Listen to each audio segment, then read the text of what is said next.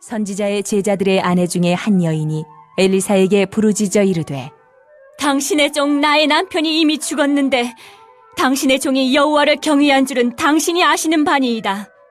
이제 빚준 사람이 와서 나의 두 아이를 데려가 그의 종을 삼고자 하나이다.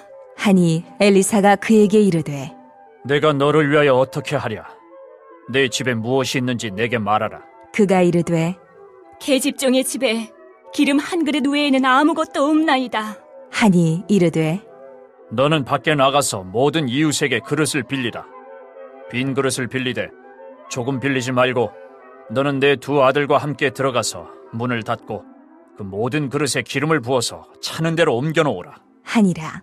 여인이 물러가서 그의 두 아들과 함께 문을 닫은 후에 그들은 그릇을 그에게로 가져오고 그는 부었더니 그릇에 다 찬지라. 여인이 아들에게 이르되 또 그릇을 내게로 가져오라. 하니 아들이 이르되 다른 그릇이 없나이다. 하니 기름이 곧 그쳤더라. 그 여인이 하나님의 사람에게 나아가서 말하니 그가 이르되 너는 가서 기름을 팔아 빚을 갚고 남은 것으로 너와 내 두 아들이 생활하라 하였더라.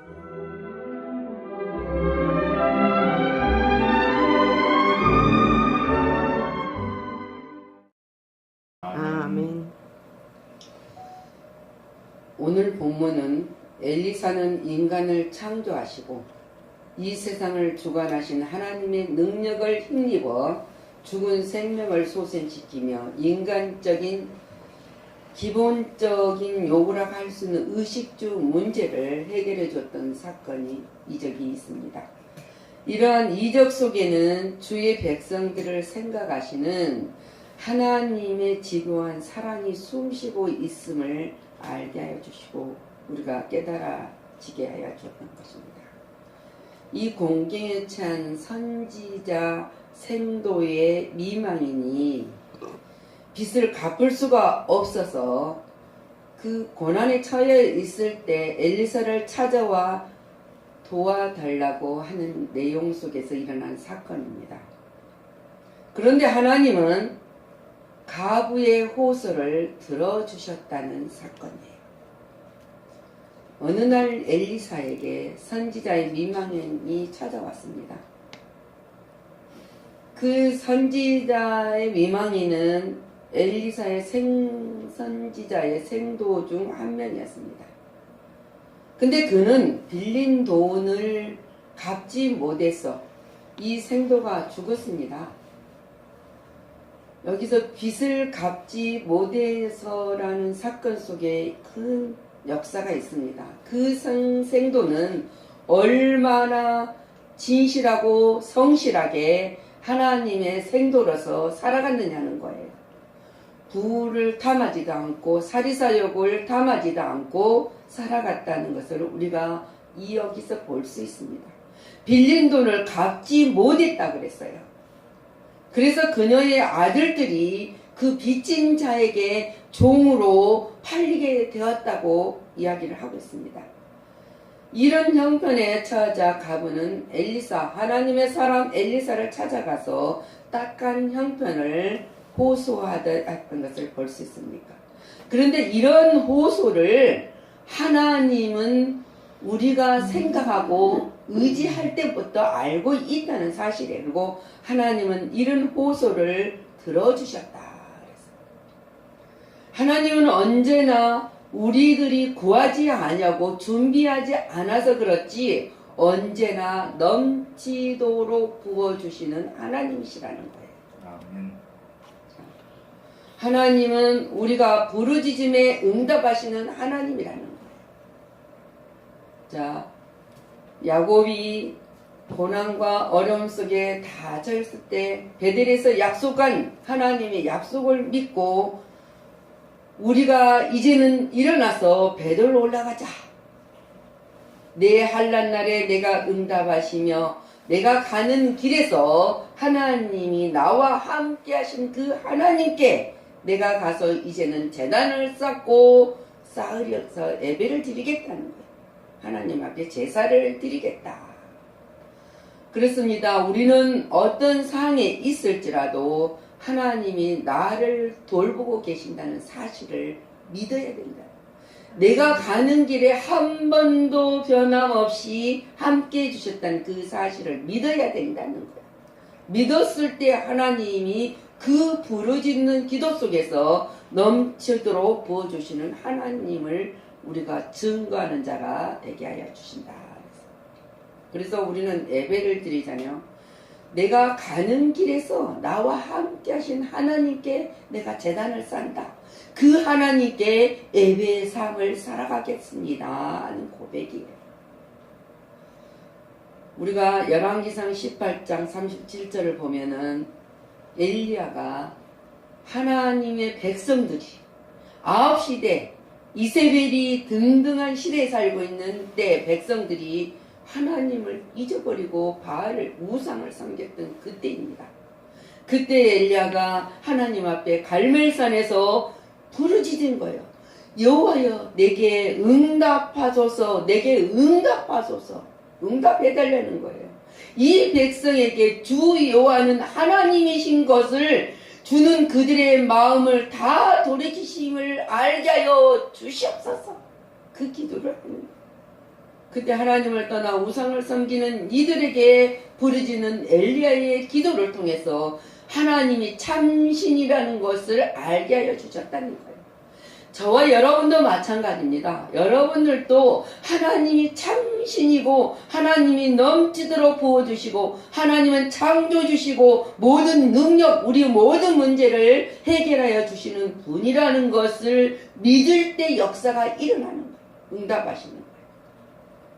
우리가 세상과 하나님을 겸하여 섬길 수 없는 것처럼 우리가 그 세상을 섬겼다면 하나님 앞으로 돌아오고 마음을 돌이키게 해달라는 이 간절한 엘리야의 기도처럼 우리도 그 기도 속에서 회복이 돼야 된다.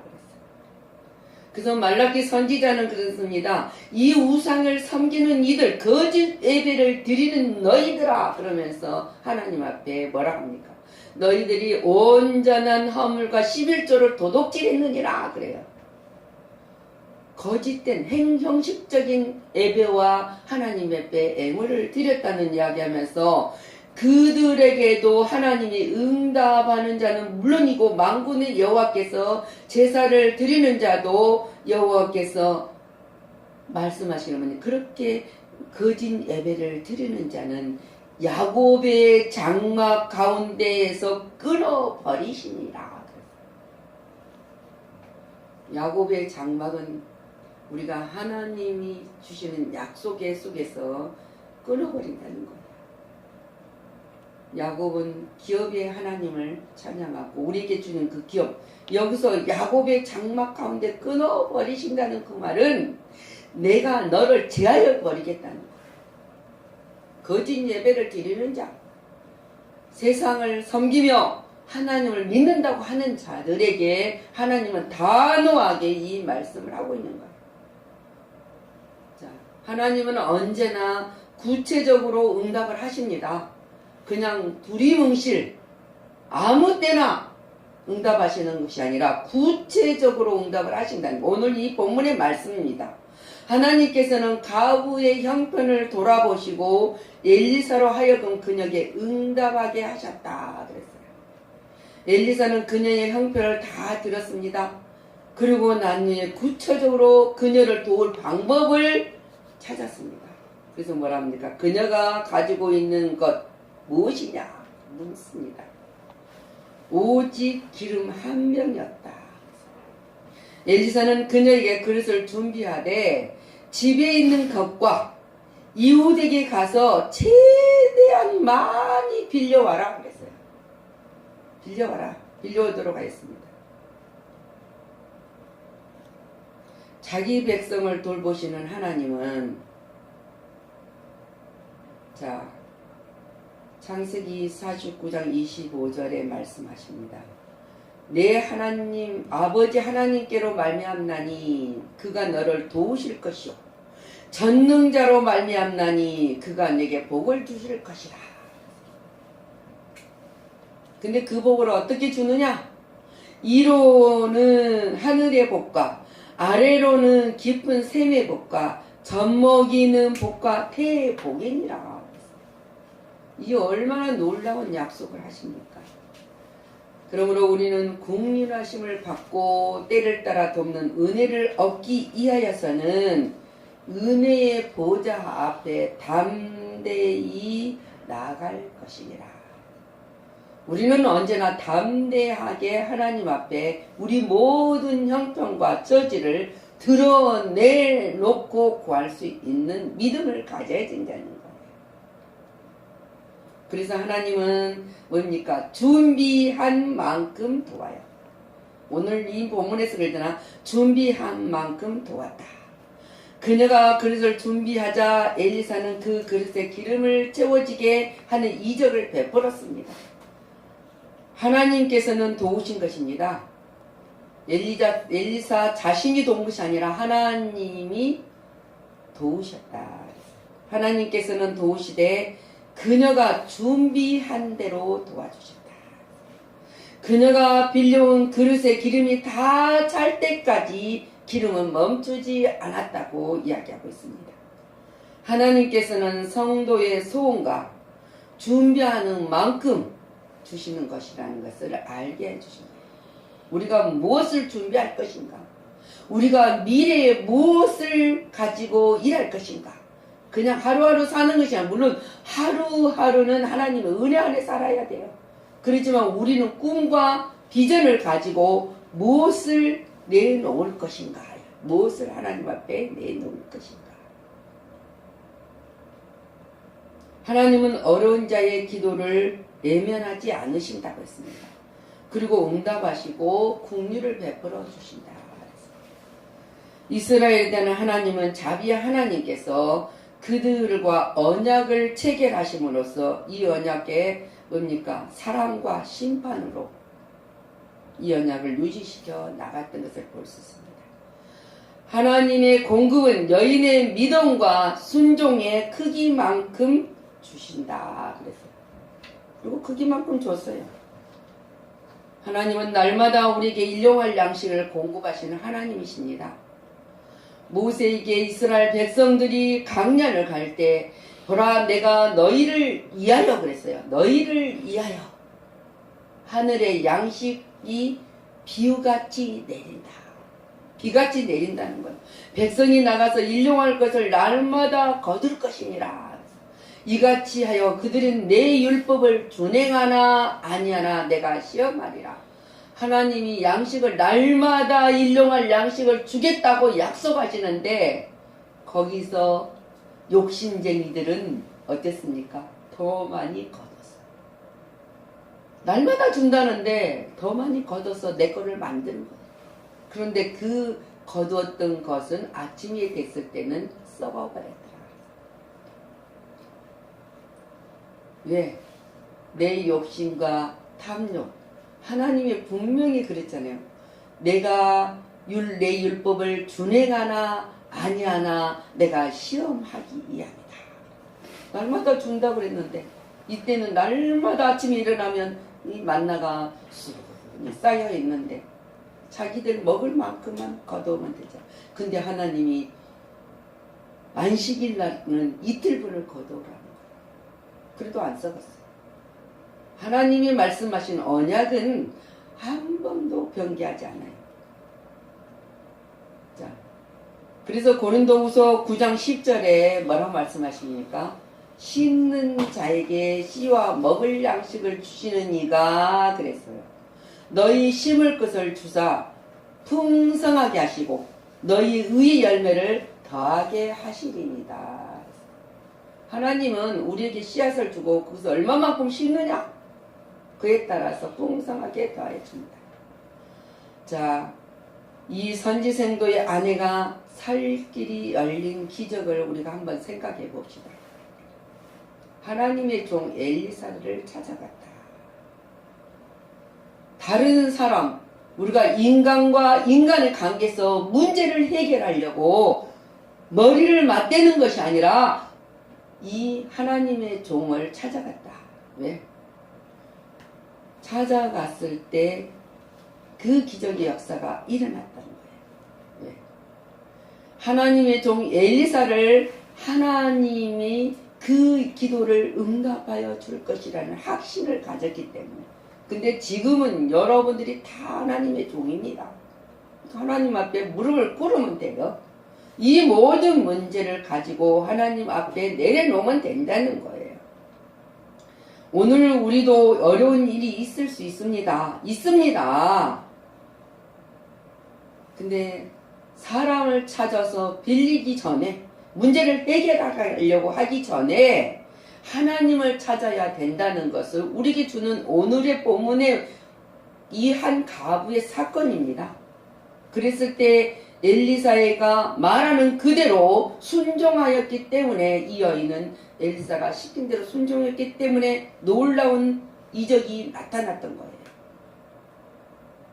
하나님은 믿고 순종하는 자에게 은혜를 베풀어 주십니다. 자, 가나안 혼인잔치에 맹물이 포도주로 만드는 기적이 일어날 때도 있었습니다. 근데 이 마리아, 예수님의 어머니가 말하는 대로, 시키는 대로 하라. 그럴 때 이 하인들은 예수님이 항아리에 물을 가득 채우라 할 때, 채울 때 순종했을 때 역사가 일어났던 거예요. 자, 하나님이 여러분들에게는 무엇을 채우라 하십니까? 여러분들은 어떤 그릇을 준비했느냐 이거예요. 그 준비한 만큼 하나님이 채우신다는 거예요. 종쟁이를 준비하겠습니까? 바가지를 준비하겠습니까? 항아리를 준비하겠습니까?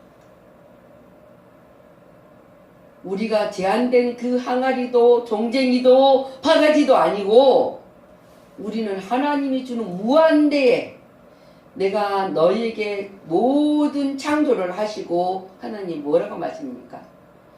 정복하고 다스리고 번성하라. 이 세상을 아름다운 모든 걸 주고 창조했습니다. 우리는 사람들이 그러죠. 이 세상을 살아가는 모든 이 사람들, 우리나라 얼마나 하나님 복을 줬습니까? 지금 우리 평창에서 동계 올림픽을 하고 있습니다. 그 동계 올림픽을 할 때 얼마나 유언비어 같은 말도 안 되는 말들이 많이 퍼져갔습니다.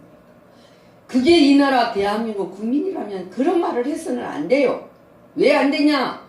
우리는 하나님이 이 나라가 동계 올림픽을 할 수 있는 축복을 줬다는 것을 잊어서는 안 된다는 거예요. 감사가 없다는 거예요. 우리에게 주는 것이 뭡니까? 내가 배고파 고파서 지금 밥을 굶는 사람도 있겠지만은, 하나님이 내게 뭐를 줬습니까? 첫째는 건강을 줬어요. 일할 수 있는 건강, 내게 재능을 줬단 말입니다. 그 재능을 가지고 일할 수 있는 복을 줬는데, 그것이 감사가 되지 않으면 무엇으로 감사를 하겠느냐?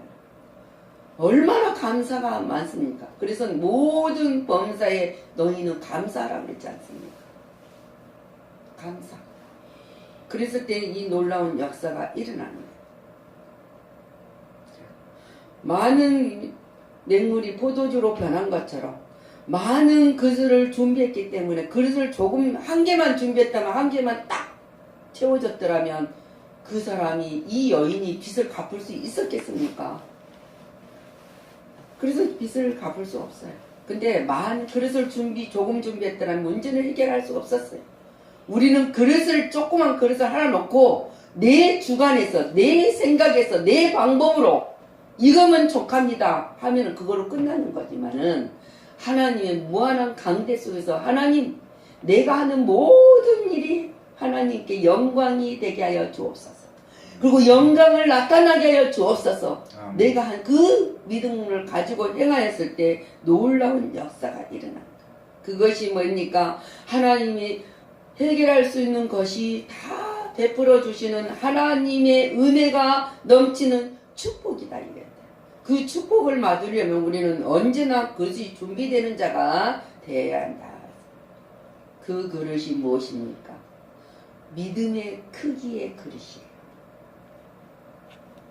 믿음이 크면 클 만큼 하나님은 채워주신다. 때로는 한란도 있고 어려움도 있고 있지만은 채워주신다. 그 채워주는 것이 내 안에 얼마만큼 하나님의 임재가 있느냐 없느냐 하는 것. 적은 기름이 많은 빈병에 가득 채워진 이 적은 많은 교훈을 우리에게 주지 않습니까? 무엇이든 가진 소유물을 내놓으면 하나님께 드리면요 그것이 복되게 쓰여진다는 것을 말하고 있습니다. 오늘 2절 말씀하지 않습니까? 내 집에 무엇이 있느냐? 내게 기름 한 그릇에는 아무것도 없나이다. 그걸로 역사가 일어납니다. 많은 그릇을 빌려와야 한다는 것은 신앙과 기대를 가져야만 가능하다는 거예요. 하나님이 채워줄 거라는 것은. 나를 보고 채워주는 거 아니에요. 하나님이 능력과 권능의 기적의 역사로 채워주는 것이죠.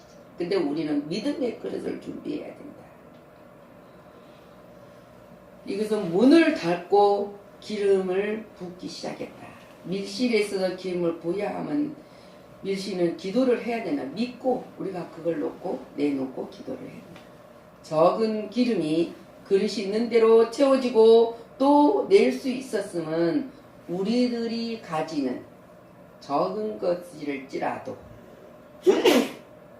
그것이 뭐입니까? 사랑에 있어서나 능력에 있어서 그걸 가지고 쓰면 일하면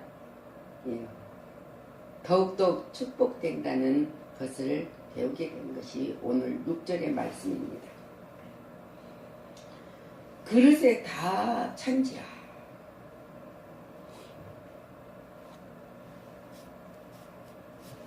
그런데 우리들에게도 지불해야 할 부채가 있다는 것은 세상의 물질의 빚도 물론 갚아야 되겠지만은 하나님 편에 봤을 때는 우리는 빚진 자, 복음을 증거와 사랑의 행함이 그것이에요.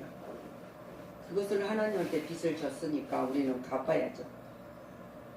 이것을 갚으면은 기름이 가득하여지는 일, 즉 우리가 그 믿음으로 실행하였을 때 성령의 충만한 능력의 역사가 나타납니다.